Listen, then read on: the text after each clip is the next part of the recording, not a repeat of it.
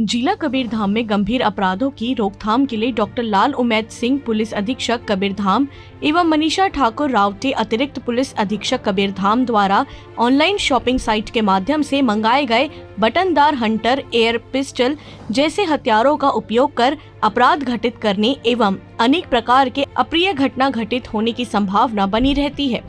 जिससे उक्त प्रकार के अपराधों की रोकथाम किए जाने ऑनलाइन शॉपिंग साइट कंपनी से जानकारी प्राप्त करने साइबर सेल को निर्देशित किया गया, जिस पर साइबर सेल द्वारा online shopping site Flipkart, Snapdeal एवं अमेज़न कंपनी से उपरोक्त हथियारों के संबंध में जानकारी प्राप्त कर ऑनलाइन शॉपिंग साइट के माध्यम से धारदार हथियारों को संबंधित थाना एवं चौकी में जमा कराया गया तथा धारकों को आवश्यक समझाइश देकर चाकू या किसी अन्य प्रकार के धारदार हथियार रखकर घूमते पाए जाने पर वैधानिक कानूनी कार्यवाही किए जाने के संबंध में हिदायत दिया गया। जिला कबीरधाम में ऑनलाइन साइट के माध्यम से मंगाए गए इस प्रकार के धारदारों के डिलीवरी करने वाले ऑनलाइन साइट मर्चेंट को डिलीवरी करने से पूर्व संबंधित थाना एवं चौकी को अवगत कराए जाने निर्देशित किया गया है। कबीरधाम से News+21 के लिए डॉक्टर मिर्जा की रिपोर्ट। इसके द्वारा अपराधों को रोकथाम के लिए एक प्रयास किया गया है, जिसके तहत में